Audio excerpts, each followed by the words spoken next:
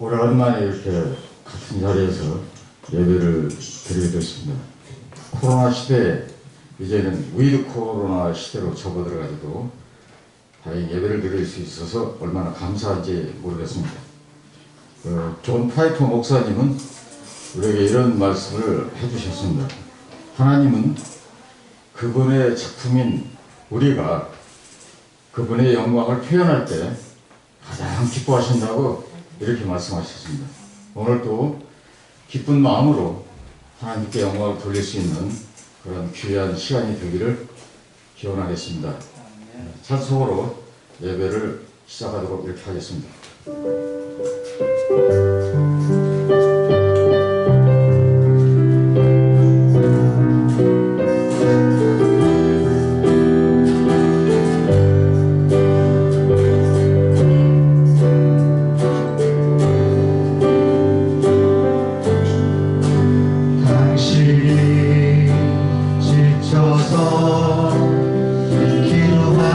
수 없고 눈물이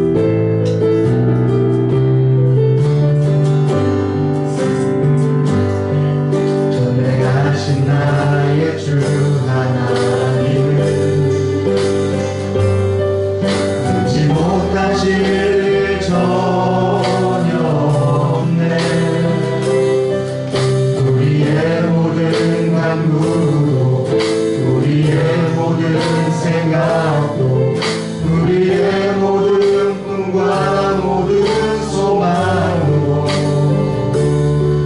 신실하신 나의 주 하나님은 우리의 모든 괴로움 바꿀 수 있네. 불가능한 일 행하시고 죽은 자를 일으키시니 그를 이길 자 아무도 없네. 주의 말씀 의지하여 깊은 곳에 금을 던져 오늘 그가 놀라운 일을 이루시는 것 보라. 주의 말씀 의지하여 믿음으로 금을 던져 믿는 자에겐 눈치 못하오네. 전능하신 나의 주, 전능하신 나의 주 하나님은 능치 못하실 일 전혀 없네. 우리의 모든 간구도 우리의 모든 생각도 우리의 모든 꿈과 모든 소망도 신실하신 나의 주 하나님은 우리의 모든 괴로움 바꿀 수 있네. 불가능한 일 행하시고 죽은 자를 일으키시니 그를 이길 자 아무도 없네. 주의 말씀 의지하여 깊은 곳에 금을 던져 오늘 그가 놀라운 일을 이루시는 것 보라. 주의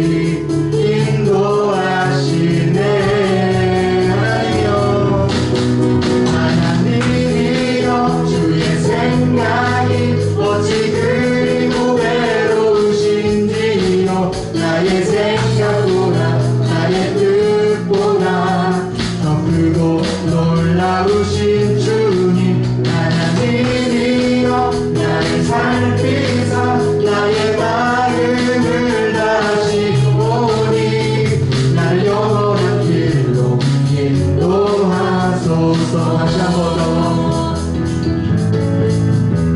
나보다 나를 잘 아시는 주님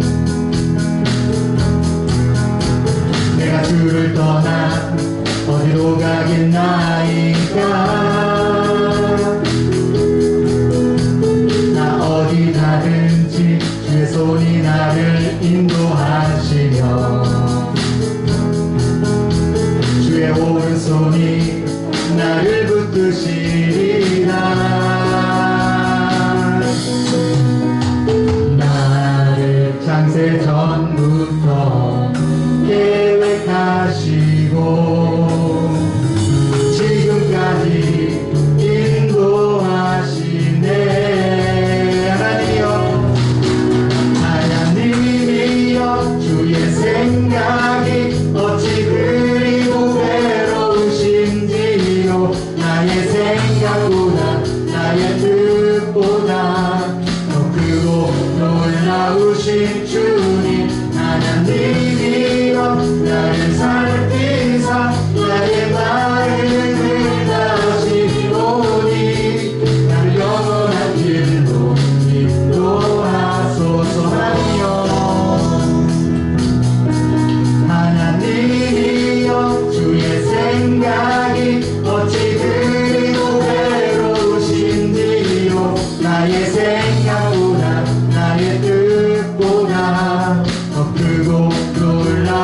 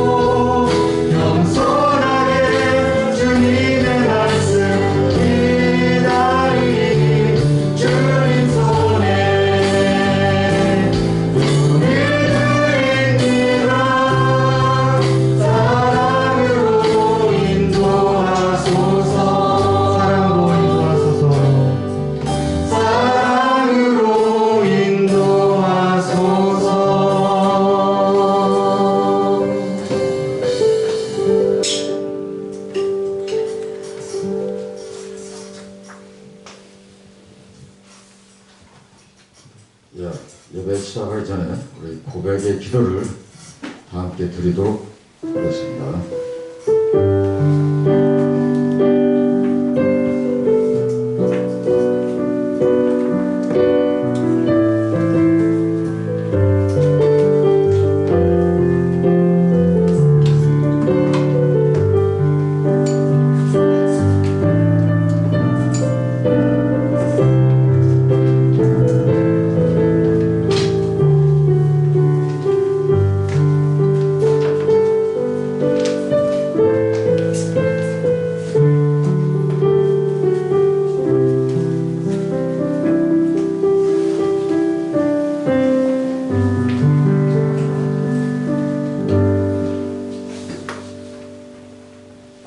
교도문 77문 함께 교독하겠습니다.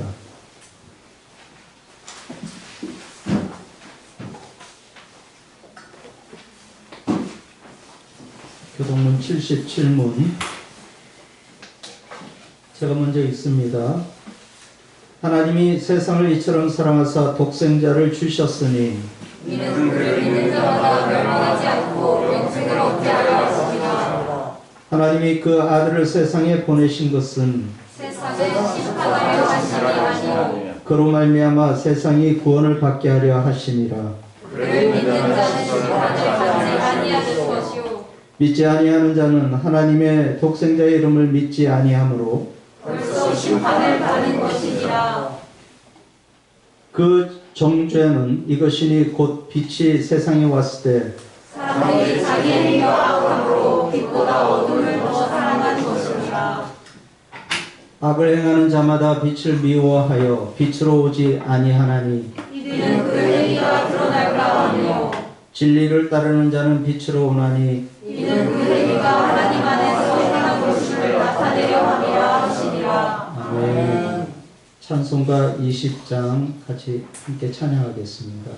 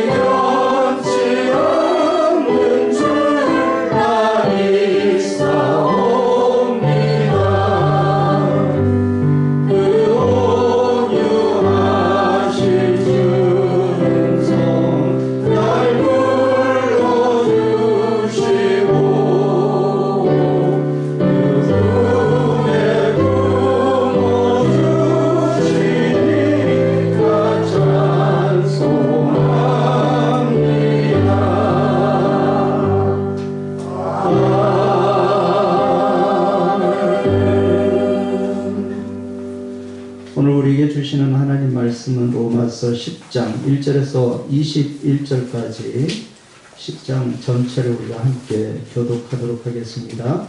제가 먼저 읽습니다. 형제자매 여러분, 내 마음의 간절한 소망과 내 동족을 위하여 하나님께 드리는 내 기도의 내용은 그들이 구원을 얻는 일입니다. 나는 소원합니다. 그러나 하나님의 성령의 열심히 있으시라.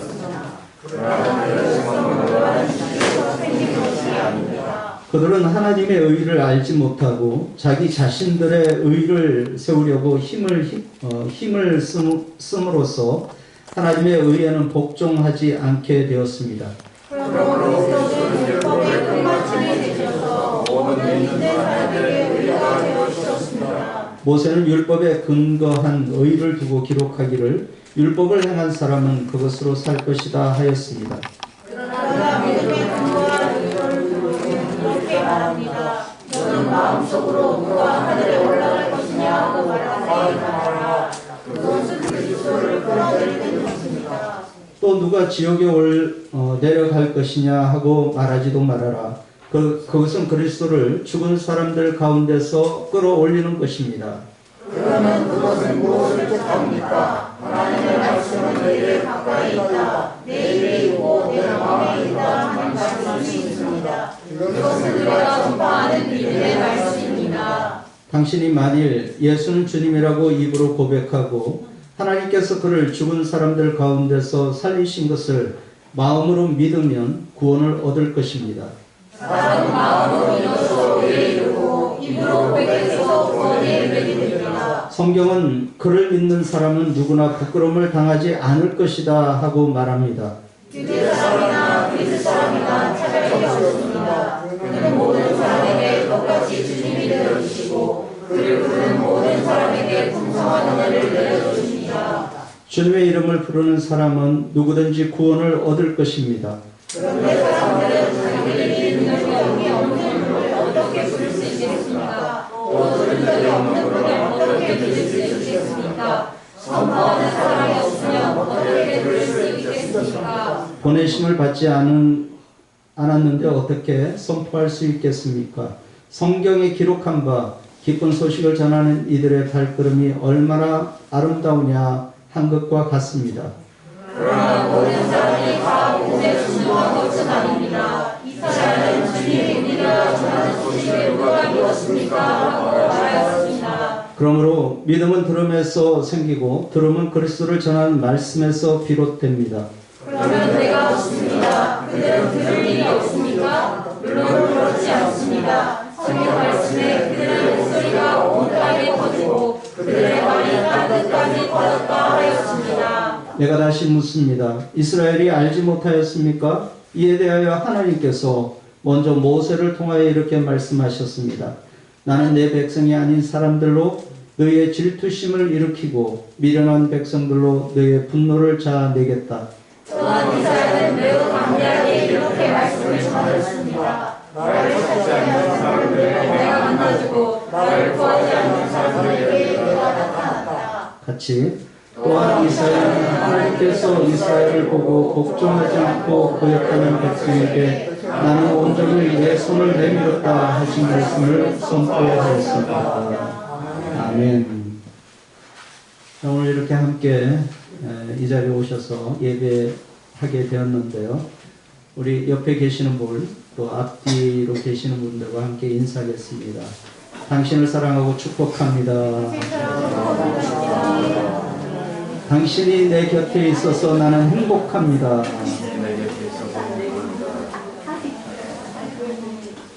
자, 다시 한번 우리는 언제나 어디서나 예수님의 향기입니다. 우리는 언제나 어디서나 예수님의 향기입니다. 아멘.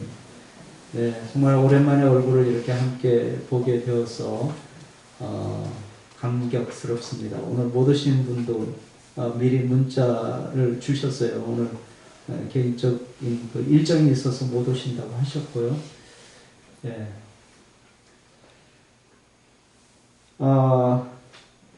영국의 유명한 목회자 중에 한 사람이었던 찰스 시몬이라는 사람이 있었어요.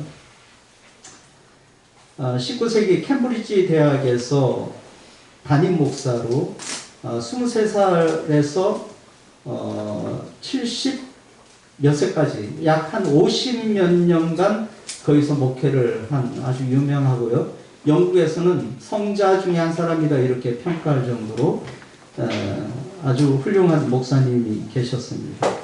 이 찰스 시몬은요, 칼빈주의와 그 알미니안주의 사이 논쟁 중에서 아주 그 영국에서 뜨겁게 이 논쟁이 일어났을 때 그 사람이 이렇게 말했다고 합니다.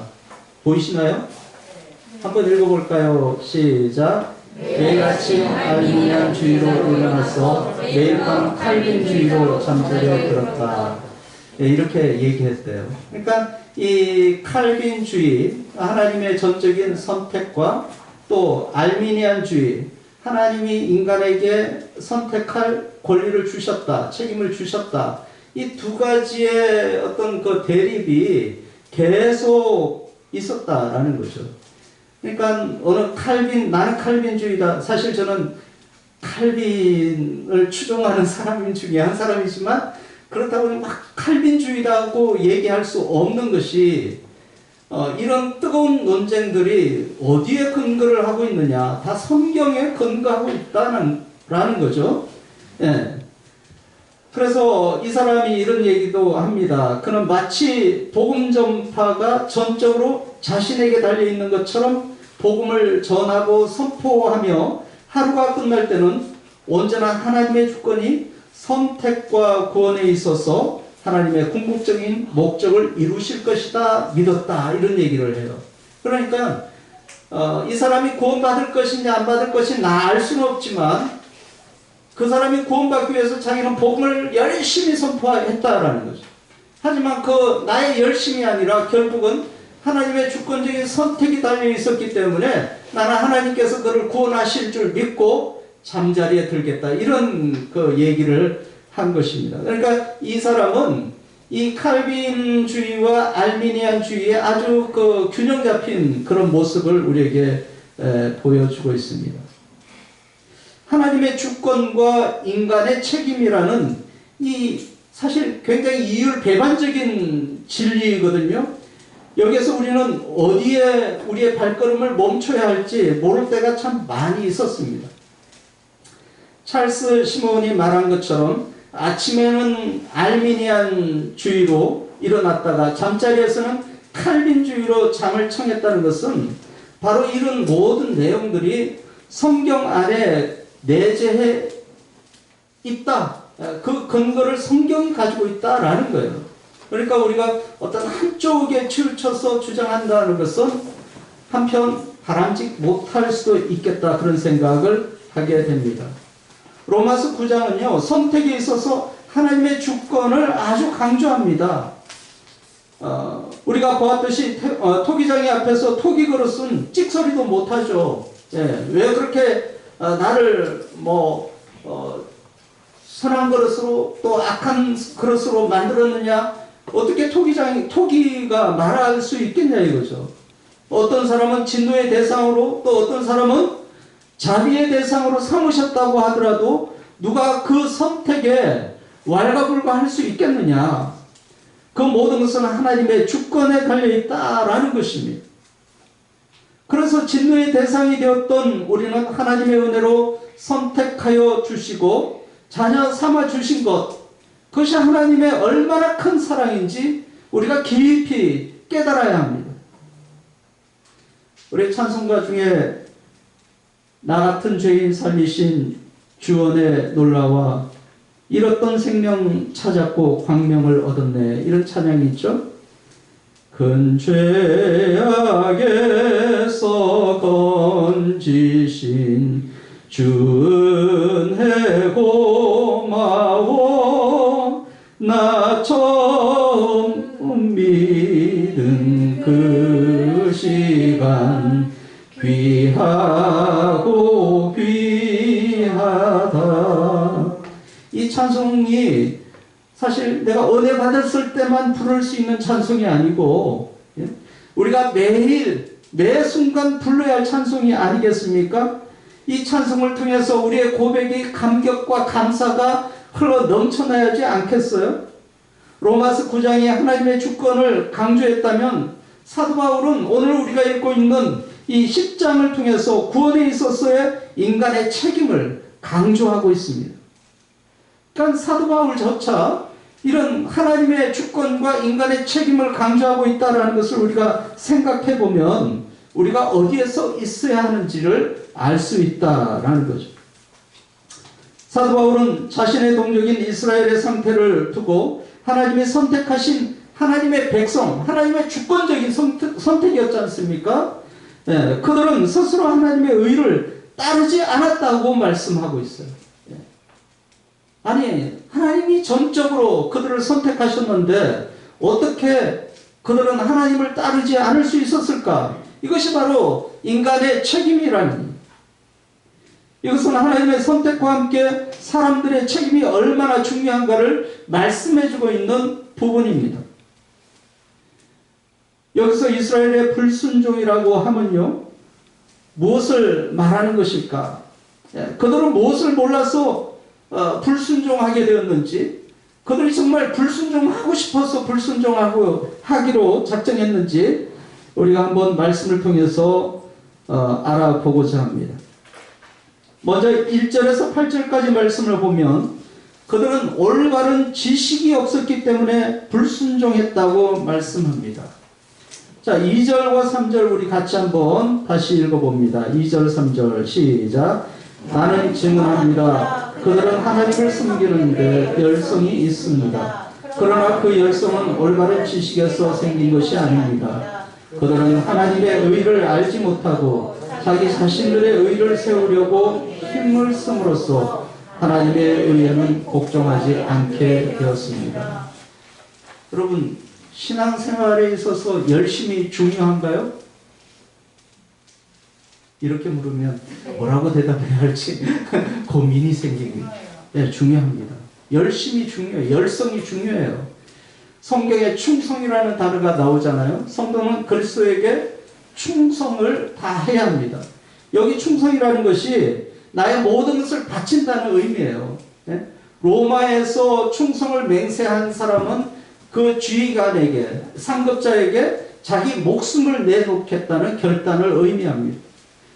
우리의 신앙생활에 있어서 하나님께서 우리에게 충성을 요구하는 것은 단순히 헌금을 많이 하고 뭔가 직분을 얻어갖고 교회에 충성, 열심히 일하는 것을 의미하는 것이 아니라는 거예요. 하나님을 위하여 여러분의 삶을 온전히 드릴 수 있는 것, 그것이 충성입니다.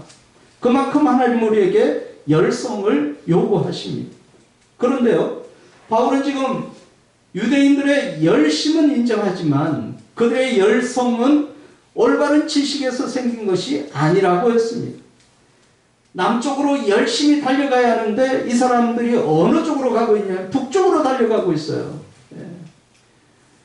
달리기 선수가 열심히 달리긴 하는데 마지막 피니시 라인으로 가야 하는데요, 그 반대로 열심히 달린다면 어떤 결과가 생길지 우리는 뻔히 알 수 있습니다. 여러분, 이단들의 열심을 한번 생각해 보세요. 정말 이단들의 열심을 우리는 감당할 수 없습니다. 그들의 열성은 우리가 감당할 수 없어요. 그러나 아무리 열심히 노력하고 그래도 잘못된 방향으로 가고 있다라는 거죠. 그들이 성경 말씀을 왜곡하고 진리를 훼손하며 그들의 믿음이 아무리 견고하다고 할지라도 그들이 마지막에 도달할 것은 지옥에 불과한 것입니다. 9장 30절에서 33절 말씀을 보면요, 이 말씀에도 바른 지식이 없이 달려온 유대인들의 현재의 모습을 말해줍니다. 9장 32절을 같이 한번 읽어봅니다. 9장 32절 시작. 어찌하여 그렇게 되었습니까? 그들은 믿음에 근거하여 의에 이르려고 한 것이 아니라 행위에 근거하여 의에 이르려고 했기 때문입니다. 그들은 걸림돌에 걸려 넘어진 것입니다. 자, 믿음에 근거해서 의를 이루어야 하는데 그들은 율법을 지켜서 뭔가 자기의 의를 이루려고 했다라는 거죠. 어쩌면 이 모습은 바울 자신을 묘사하고 있는지도 모르겠어요. 왜냐하면 그는 당대에 가말리엘 랍비, 가말리엘의 아래에서 엄격한 율법 교육을 받았었고요. 그의 열성은 당시 기독교인들을 핍박하고 죽이고 감옥에 가두는 그런 악한 일을 저지르기까지 했다라는 거죠. 그리고 다메섹으로 가는 길에서 예수님을 만나고 눈이 멀게 됩니다.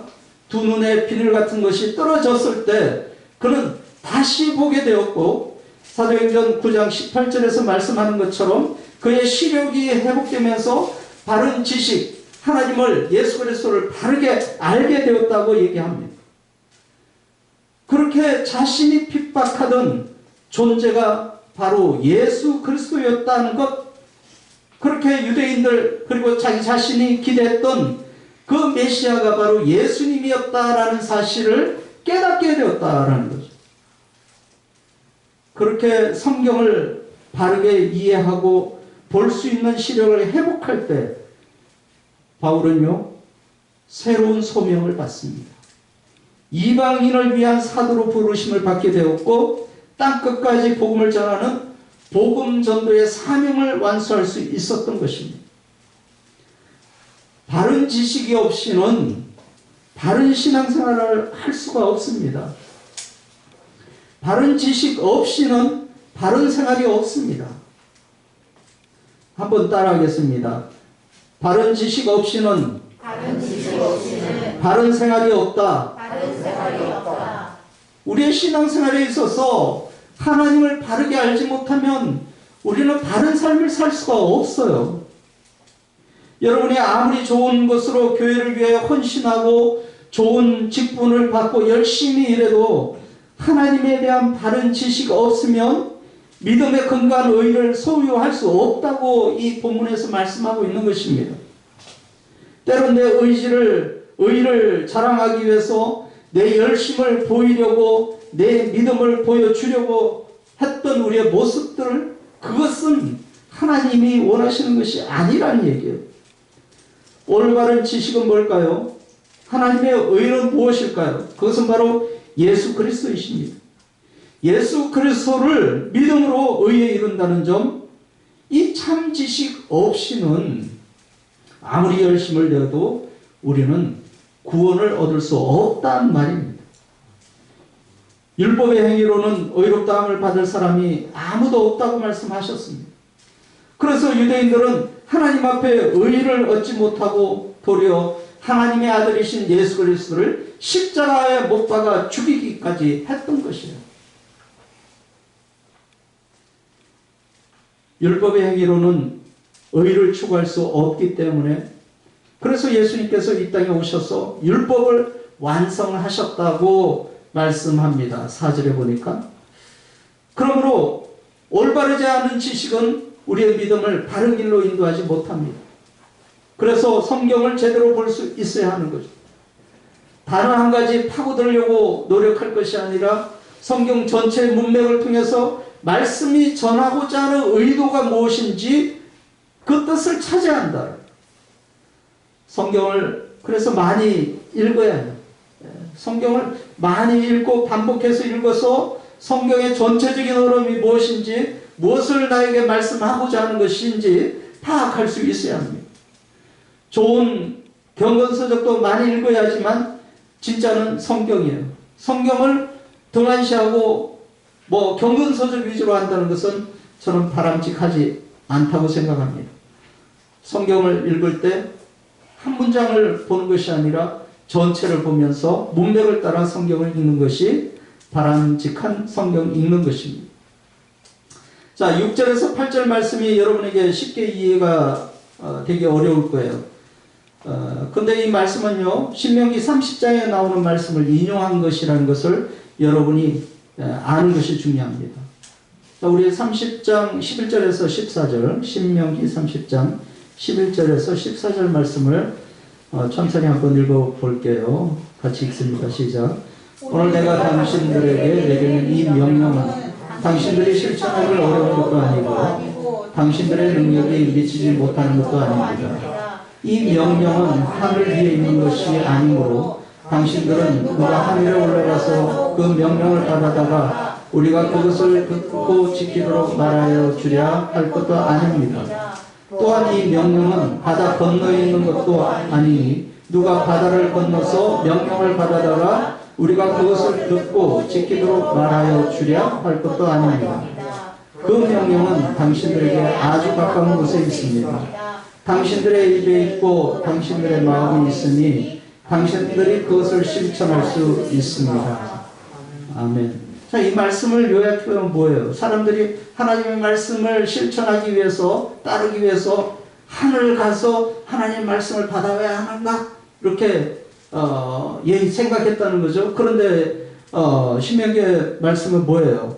그럴 필요 없다. 가까운 곳에 있다. 너희 마음에 있다. 이 얘기를 하고 있어요. 또 그 말씀을 너희가 실천하기가 아주 쉬운 말씀이라는 거죠. 하늘에 가서 받아오기까지, 또 바다 건너, 바다 건너라는 것은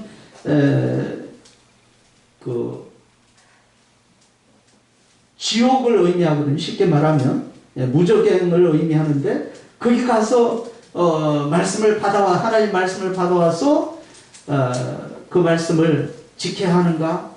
그럴 필요도 없다. 벌써 그 말씀은 너희에게 주어졌다. 이 말씀을 하고 있습니다.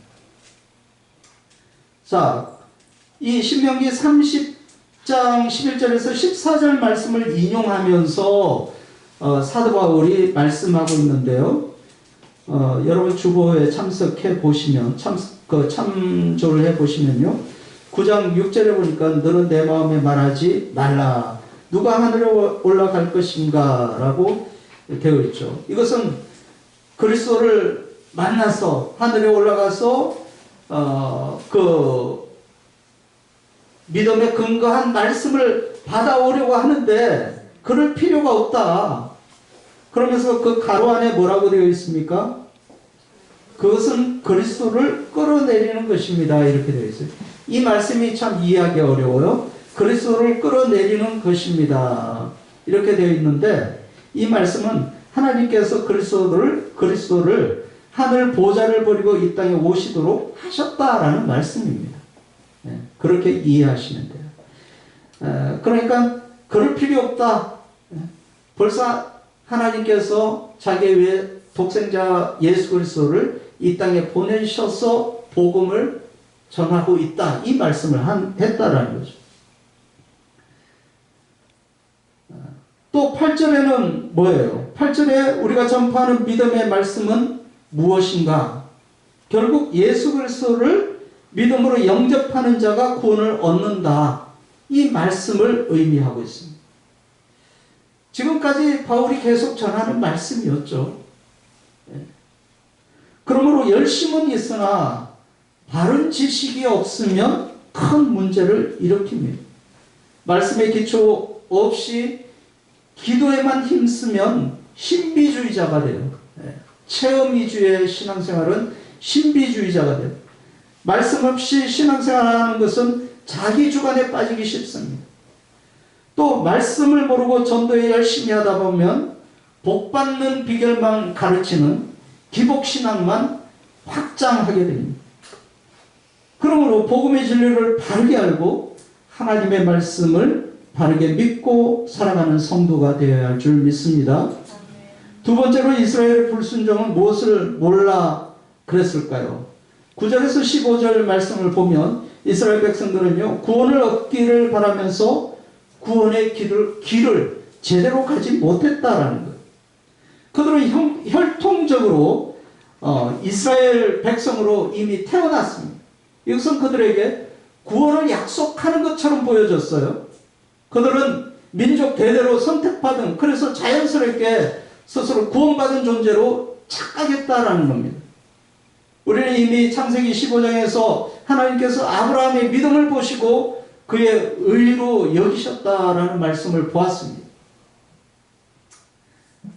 10장, 로마서 10장 9절을 우리 같이 한번 보죠. 같이 한번 읽어보겠습니다. 시작. 당신이 만일 예수님 주님이라고 입으로 고백하고 하나님께서 그를 죽은 사람들 가운데서 살리신 것을 마음으로 믿으면 구원을 얻을 것이다. 자, 역시 이 말씀에도 뭐라고 하면 마음으로 믿으면 구원을 얻을 것이다 라고 했어요.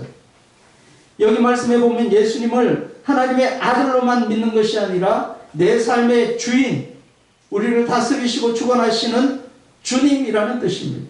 또 하나님께서 그를 죽은 자 가운데서 살리신 것을 마음에 믿어야 한다고 말씀하고 있습니다. 그렇다면 우리 믿음의 핵심이 뭘까요? 그것은 바로 예수님의 주되심과 부활하심을 믿는 것. 이것이 우리 믿음의 핵심입니다. 여러분, 여러분의 삶 가운데 예수 그리스도가 정말 주인이십니까? 여러분의 삶의 모든 것을 통치하고 계십니까? 우리는 끊임없이 이 질문을 우리 스스로에게 해야 합니다. 우리가 유리할 때만 예수님이 나의 통치자라고 얘기할 것이 아니라 불리할 때도 역시 주님은 내 삶의 통치자이십니다. 주인이십니다. 이렇게 고백할 수 있어야 한다. 우리는 단순히 예수 믿으면 병 낫는다, 문제가 해결된다, 이런 식으로 말을 하는데요. 그런데 근본적으로 예수님을 믿으면 우리가 하나님 앞에서 의롭다함을 받는 것이고 하나님의 자녀가 되는 것이고 영원한 생명을 얻는 것이라는 것을 기억해야 합니다. 물론 하나님이 우리에게 은혜를 주시면 병도 나을 수 있어요. 네? 모든 것이 잘 풀릴 수도 있습니다. 그러나 그것이 궁극적인 목적이 아니에요. 하나님을 아버지로 따르고 순종하는 것은 그것은 바로 영원한 생명, 하나님의 자녀가 된다는 것. 이게 바로 우리 궁극적인 목적이라는 거예요. 13절에 나오는 말씀, 로마서 10장 13절에 요엘서 2장 32절 말씀을 인용한 거거든요. 10장 13절을 우리 같이 한번 한 목소리를 읽어보겠습니다. 시작. 주님의 이름을 부르는 사람은 누구든지 구원을 얻을 것입니다.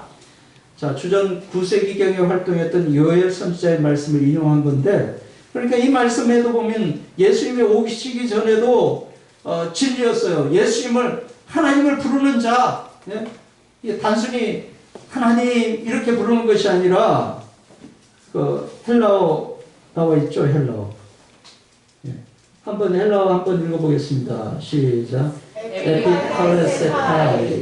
예, 부르다 청하다라는 의미지만요, 여기 의미에는 어떤 이 법률적으로 왕에게 자기의 모든 어떤 일을 상소하는 것을 얘기하기도 하고, 어떤 신을 대상으로 제사하는 것을 의미하기도 하는데요.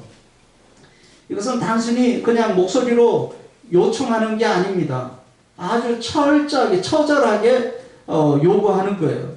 호소하는 것입니다. 단순히 주여 주여 이게 아니에요. 하나님을 부른다는 것, 주님을 부른다는 것은 철저하게 그에게 귀속된다는 의미라는 것입니다. 그러니까 주님의 이름을 부르는 사람은 누구든지 구원을 얻을 것입니다. 이것은 과거 주전 9세기경 활동했던 요엘 선지자의 말씀이기도 하겠지만 지금도 예수님이 오셔서 하신 말씀이기도 하고 바울이 복음을 전하는 일에 있어서도 이것이 진리이기도 합니다. 주님을 부르는 사람은 구원을 얻는다는 거예요. 할렐루야. 우리가 어떤 율법을 지키고 행함에 있어서 우리를 구원하시는 것이 아니라 우리가 간절한 마음으로 주님을 받아들이고 그에게 귀속되는 삶의 순간이 우리를 구원하시는 삶의 순간이라는 거예요. 로마서 우리 10장 14절에서 15절 말씀 읽어보겠습니다.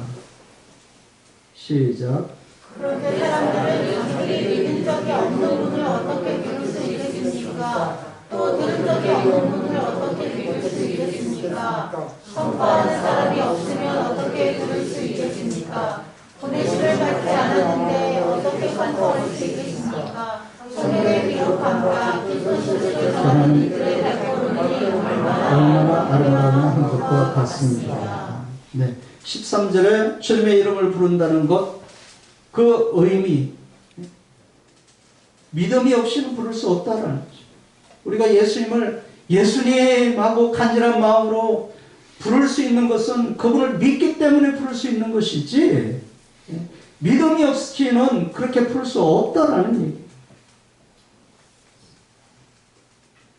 아직 예수님을 주님으로 부를 수 없다면 아직도 나는 예수를 제대로 알지 못하고 또 믿지 못한다라는 것과 같습니다. 그러니 우리 가운데 그런 분이 계시다면 이 시간 나도 예수님을 부를 수 있도록, 예수님을 믿을 수 있도록 도와주세요 라는 그런 간절한 마음이 우리 가운데 있기를 간절히 축복합니다. 세상에 수많은 사람들이 복음 전도자의 소리를 듣고 있어요. 그러나 믿지 않는다고 얘기합니다. 귀를 닫고 있습니다. 17절을 같이 읽습니다. 10장 17절 시작. 그러므로 믿음은 들음에서 생기고 들음은 그리스도를 전하는 말씀에서 비롯됩니다. 바울은 사람을 의롭게 하며 구원에 이르게 하는 믿음을 가지게 하는 들음의 출발은 바로 그리스도의 말씀이라고 분명하게 밝힙니다. 그리스도 말씀의 본질은 그리스도 자신이에요. 예수님이십니다. 그러니 예수님을 주님으로 고백하는 사람이 구원을 얻습니다. 다른 사람이나 어떤 신을 섬기고 고백하는 그 사람들은 결국 멸망할 존재일 뿐이에요. 어떤 사람은 예수님도 주님으로, 석가도 주님으로, 공자도 주인으로 섬기는 사람이 있습니다. 그러니 한 사람만 걸려도 된다. 이런 사람들은 결코 구원받을 수 없다라는 거예요. 포스트 모더니즘 사회에서 다양한 진리가 있다고 얘기하지만 진리는 유일하신 예수 그리스도인 줄 믿습니다. 예수님을 믿는 사람은 반드시 구원을 얻을 것이며 천국을 영원한 유업으로 상속받을 것이다 라고 말씀합니다. 결코 허사가 아니에요. 우리가 예수를 믿는 것이 이 땅에서 소멸되는 것이 아닙니다. 천국으로 이어지는 삶의 여정입니다. 구원의 길을, 그것은 바로 믿음의 길이었습니다. 이스라엘 사람들은 자기가 가고 있는 길이 구원의 길인지 멸망의 길인지 알지 못했어요. 그들이 불순종의 길을 가면서 마치 선민의식에 의해서 구원의 길로 가는 것처럼 착각했다라는 거예요. 그러므로 예수 그리스도를 믿는 믿음의 길로 함께 가시기를 다시 한번 주의 이름으로 축원합니다. 마지막 세 번째로 이스라엘 백성의 불순종은요, 바로 믿지 않기로 선택한 결과였어요. 바울은 구약 성경 말씀을 집중적으로 인용하면서 하나님의 편의 주권적인 선택에도 불구하고 이스라엘 사람들은 자신의 선택으로 불신의 상태에 빠졌다고 말씀합니다. 하나님의 책임은 이스라엘에게 복음을 전달하는 것이었고 이스라엘의 책임은 복음에 반응하는 일이었습니다. 불행하게도 그들은 복음을 순종하지 않았다고 말씀합니다. 이스라엘이 듣지 못했다 이건가요? 아닙니다. 시편 19편 4절 말씀을 인용하는데요. 그들의 목소리가 온 땅에 퍼졌다고 말씀합니다. 실제적으로 이 말씀은요, 자연계시적인 측면에서 하신 말씀이지만 바울은 이것을 복음이 전파되었다라는 측면에서 적용하고 우리에게 전해주고 있습니다. 그러니 하나님의 말씀, 복음을 듣지 못했다고 변명할 수 있는 사람은 아무도 없다라는 거죠. 아무도 없다. 이스라엘 사람들도 복음을 들었습니다. 그리고 바울은 이스라엘이 알지 못했는가 이렇게 질문합니다. 알지 못했을까요? 이스라엘 사람들은 모세의 책을 가지고 있었고 그것을 항상 묵상하고 그 말씀대로 순종하는 사람들이었어요. 그러니까 구약의 말씀을 들고 그들은 살았던 사람입니다. 그런데 구약의 말씀이 뭡니까? 오실 예수 그리스도에 대한 예언의 말씀 아니겠어요? 그는 열심히 스스로 자신의 의를 위해서 열심히 그 율법을 순종하려고 했지만 그 말씀의 깊이 속에 예수 그리스도를 발견하지 못했다라는 거죠. 그러니 하나님의 말씀, 복음을 듣지 못했다고 변명할 수 있는 사람은 이 세상에 아무도 없다라는 것입니다.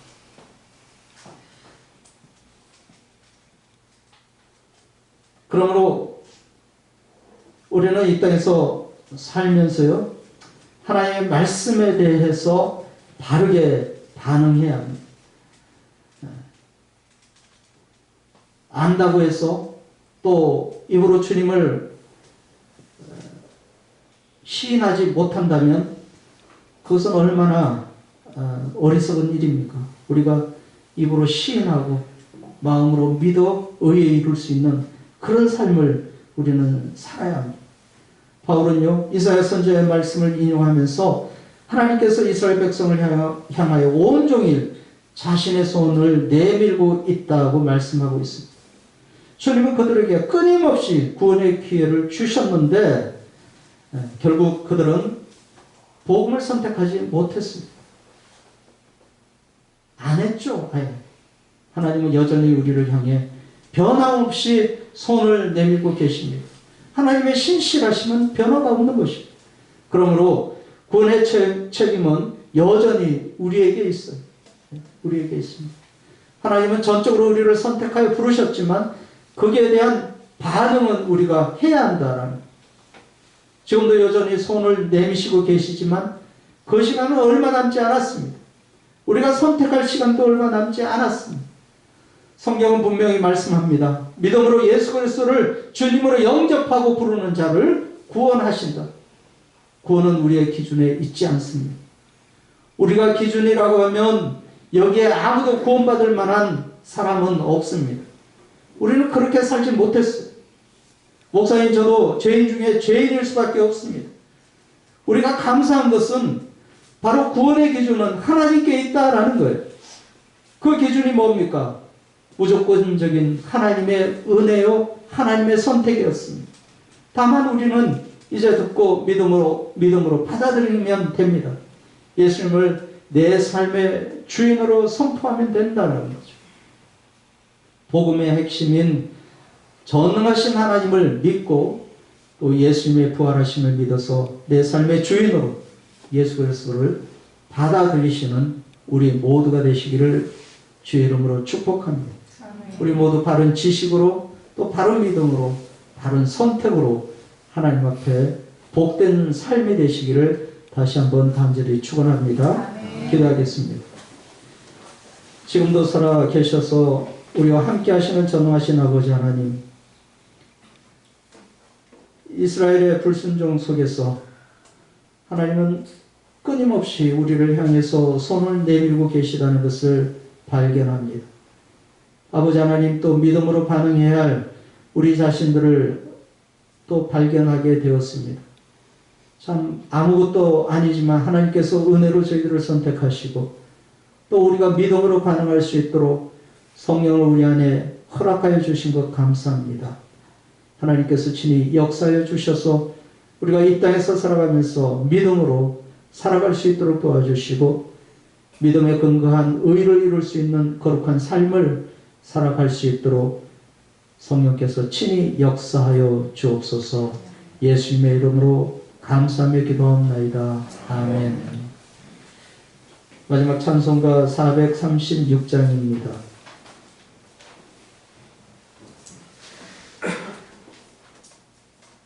436장.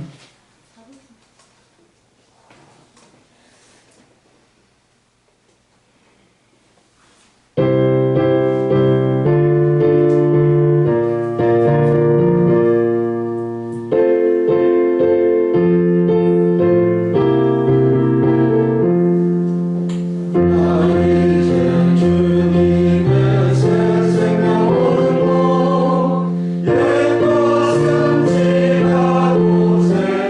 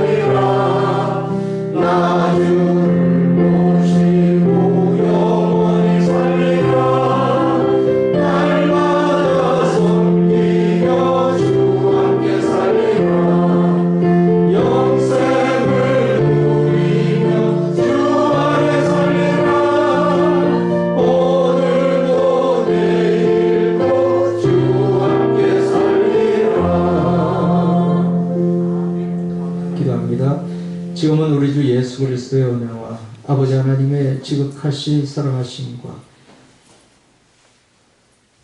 성령님의 내주 역사 함께 하시니 이 땅에서 바른 지식으로 바른 믿음으로 살아가기를 원하는 우리 성도들 한 사람 한 사람 머리 위에 또 삶의 터전 위에 또 그 가정 위에 지금부터 영원토록 함께 하시기를 예수 이름으로 간절히 축원하옵나이다. 아멘.